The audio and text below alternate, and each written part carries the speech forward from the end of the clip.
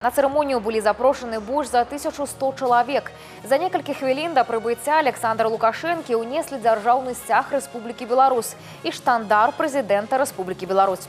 Символично, что маршрут руху кортежа президента у супроводжении гонорового эскорту мотоциклистов пролягал по двух головных столичных проспектах – Незалежности и Пераможцев. Поклавши правую руку на Конституцию, Александр Лукашенко вымовил присягу на белорусской мове. Заступаючи на посаду президента Республики Беларусь, урочисто клянуся верно служить народу Республики Беларусь, поважать, ахоўваць правы и свободы человека и громадянина, захоўваць и оборонять Конституцию Республики Беларусь, свято, добросумленно выконваць ускладзеныя на мяне высокие обовязки.